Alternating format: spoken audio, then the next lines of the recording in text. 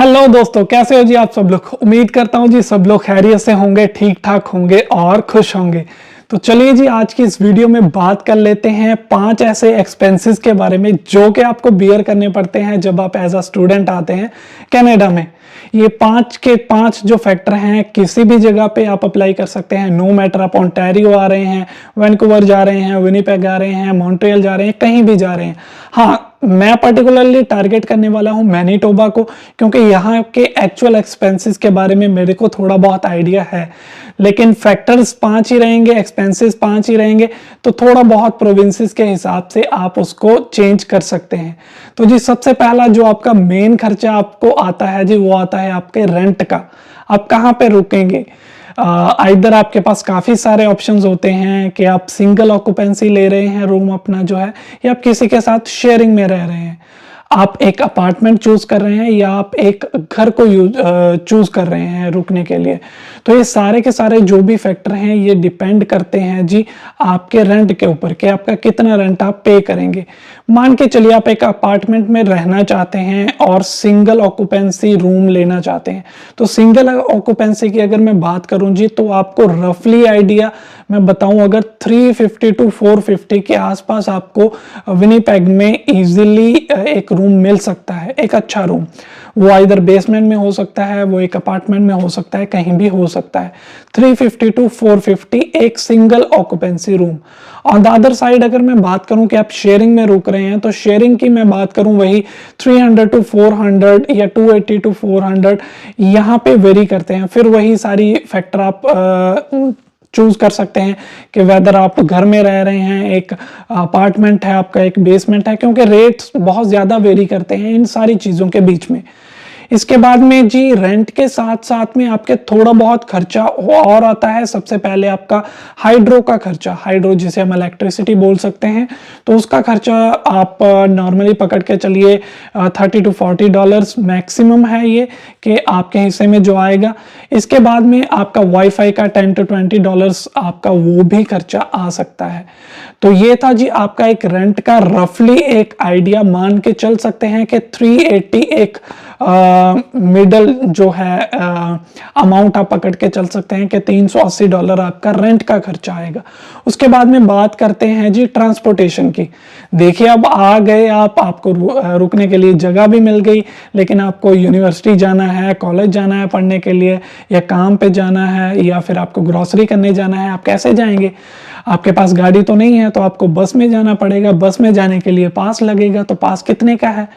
पास है जी यहाँ पे अगर आप यूनिवर्सिटी से लेते हैं या कॉलेज से लेते हैं, क्योंकि मोस्टली कॉलेजेस और यूनिवर्सिटीज़ अपने स्टूडेंट्स को ये फैसिलिटी प्रोवाइड करवाती हैं, जो कि थोड़ा सा डिस्काउंटेड प्राइस में वो आपको पैगो कार्ड देती हैं। पैगो कार्ड एक ऐसा कार्ड है जो कि आपको बस में यूज़ करना होता है। बस में ट्रैवल कैसे करना है विनिपेग में, उसकी वीडियो मैंने एक बना रखी है ऑलरेडी, बहुत ही डिटेल्ड वीडियो है। डिस्क्रिप्शन में आपको उसका लिंक मिल जाएगा, आप उसको देख सकते हैं। तो जी $85 आपको पड़ सकते हैं अगर आपकी यूनिवर्सिटी या कॉलेज आपको कार्ड दे रहा है। ऑन द अदर साइड अगर आपको एक नॉर्मल कार्ड कहीं से भी बाहर से लेना है, 7-Eleven से आप परचेज कर रहे हैं या शॉपर से परचेज कर रहे हैं, तो वो आपको पड़ेगा जी $105 का। मंथली पास होगा, 30 दिन आपका वो पास चलेगा। कितने भी आप बार उसको टैप करें, कहीं भी घूमें, कहीं भी जाएं, चाहे 100 बार टैप करें, चाहे 10 बार टैप करें, चाहे 1000 बार टैप करें, आपका मंथली एक्सपेंस जो है, मंथली आपका जो चार्ज है वो $105 या फिर $85 के आसपास ही पड़ेगा। तो जी थर्ड बात कर लेते हैं मोबाइल की या फिर आपके फोन बिल की, जो भी आपको फोन प्लान आपको लेना है आके। तो यहाँ पे जी नॉर्मली 2 कैटेगरीज में मैं इसको बांट देता हूँ। सबसे पहले सिनेरियो में मान के चलते हैं कि आपके पास फोन है, अब वही उसी को यूज करना चाहते हैं, अभी आपको नया फोन नहीं लेना है, जो भी इंडिया से लेके आए हैं वही फोन आप चला सकते हैं। तो आपको यहाँ पे आके अकेला सिम कार्ड लेना पड़ेगा, एक अकेला कनेक्शन लेना पड़ेगा। वो प्रीपेड भी हो सकता है, पोस्ट पेड भी हो सकता है। बहुत सारी कंपनीज हैं यहाँ पे, बेल है, रॉजर्स है, वर्जिन मोबाइल करके है।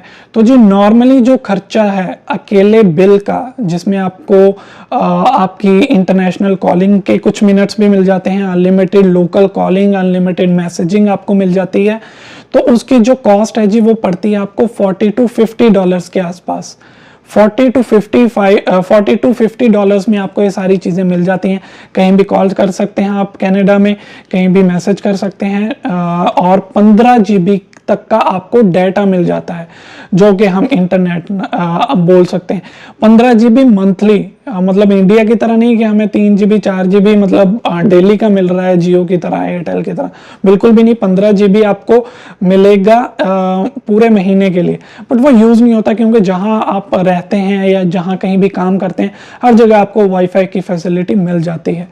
ऑन द अदर साइड बात करते हैं जी कि अगर आपको मोबाइल भी यहाँ पे आके लेना है तो सबसे पहली ऑब्वियसली बात है कि मोबाइल के जो भी ब्रांड है उसके ऊपर डिपेंड करेगा, मोबाइल के मॉडल के ऊपर डिपेंड करेगा कि जो भी फ़ोन आप ले रहे हैं।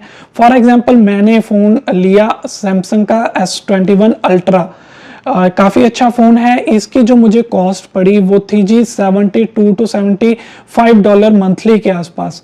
तो इसमें मेरे को क्या मिलता है, इसमें मुझे अनलिमिटेड कॉलिंग मिलती है, अनलिमिटेड मैसेजिंग मिलती है, और इसके साथ साथ ही मेरा जो मोबाइल है वो मैं यूज़ कर रहा हूँ, 15 GB का मेरे को डेटा मिलता है, इंटरनेट मिलता है।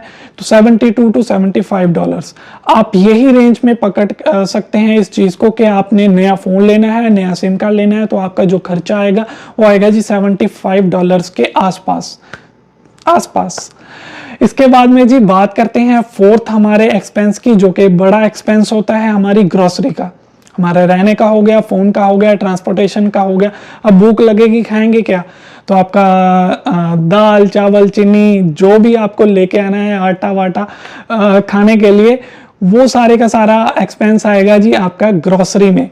ग्रोसरी एक बहुत ही मतलब कि फ्लक्चुएटिंग फैक्टर है क्योंकि ये पर्सन टू पर्सन वेरी कर देगा। बहुत सारे लोगों को नॉन वेज खाना पसंद है, बहुत सारे लोगों को वेज खाना पसंद है, बहुत सारे लोग सिर्फ एक ही बार खाना खाते हैं, बहुत सारे लोग हर 2-2 घंटे में खाना खाते हैं।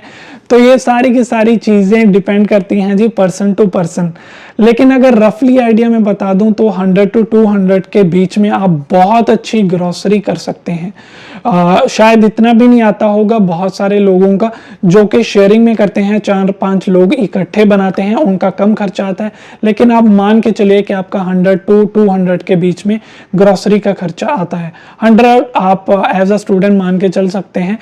तो इसके बाद में जी हम बात करते हैं फिफ्थ फैक्टर की, मिसलेनियस में जी बाकी सारे खर्चे आ जाएंगे। आपका रेंट का निकाल दो, आप ट्रांसपोर्टेशन का निकाल दो, आपका मोबाइल का निकाल दो, ग्रोसरी निकाल दो, जो भी बाकी खर्चे, बाकी कौन से खर्चे होते हैं, बहुत सारे खर्चे होते हैं जो कि आपको काउंट में आपके दिमाग में ही नहीं होते, लेकिन वो खर्चे आपको झेलने पड़ेंगे।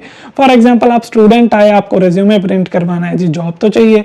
जॉब आप कैसे लेंगे अगर किसी के पास रेज्यूमे छोड़ के आएंगे, रेज्यूमे प्रिंट कहाँ से होगा। ऐसा तो है नहीं कि भाई गली की नुक्कड़ पे कहीं भी चले जाओ, ₹1 में 2 प्रिंट करके आपको दे देंगे, बिल्कुल भी नहीं। आपके 40 to 50 सेंट्स लग जाते हैं एक पेज आपको प्रिंट करवाने के लिए। तो जी वो खर्चा कहाँ जाएगा, वो जाएगा जी मिसलेनियस में। आपका सर दुख रहा है, पेट दुख रहा है, कोई भी बॉडी एक हो रहा है, तो आपको कहाँ जाना है, मेडिकल जाना है। मेडिकल में ₹10 का पत्ता तो मिलेगा नहीं यहाँ पे, तो वो जो सारे का सारा खर्चा होगा वो जाएगा जी आपका मिसलेनियस में। आप कहीं बाहर चले गए दोस्तों के साथ, चाय कॉफ़ी पीनी है, बर्गर शर्गर खाना है, कुछ भी खाना है, राइट, तो वो खर्चा कहाँ जाएगा, वो तो आपने कहीं माना ही नहीं, वो जाएगा जी मिसलेनियस में। तो जो ये सारे के सारे खर्चे जो हैं वो आपके मिसलेनियस में जाएंगे। तो जी जो ओवरऑल एक खर्चा आपका एक बजट बन जाता है वो बन जाता है 650 to 700 तक का। आपका 380 आप मान के चलिए, आपका रेंट का हो गया, प्लस हाइड्रो करके 400 मान सकते हैं आप। उसके बाद में ट्रांसपोर्टेशन का 85 हो गया, मोबाइल का 75 हो गया, ग्रोसरी का 100-120 आप मान के चल सकते हैं। मिसलेनियस में आप $40-50 मान सकते हैं। तो जी जो एक ओवरऑल बजट बनेगा आपका वो अप्रॉक्सीमेटली 650 to 700 बनेगा। तो आप ये बजट आपको झेलना पड़ेगा, हर महीने आपको पे करना ही पड़ेगा। तो जी ये थी आज की वीडियो, जिससे आपको एक ओवरव्यू हो गया होगा कि कितने कितने खर्चे आते हैं, स्पेशली मैनिटोबा की मैंने ये बात की है। तो उम्मीद करता हूँ वीडियो आपको इन्फॉर्मेटिव लगी होगी। अगर अच्छी लगी तो वीडियो को लाइक कर दें एंड चैनल को सब्सक्राइब करना मत भूलिएगा।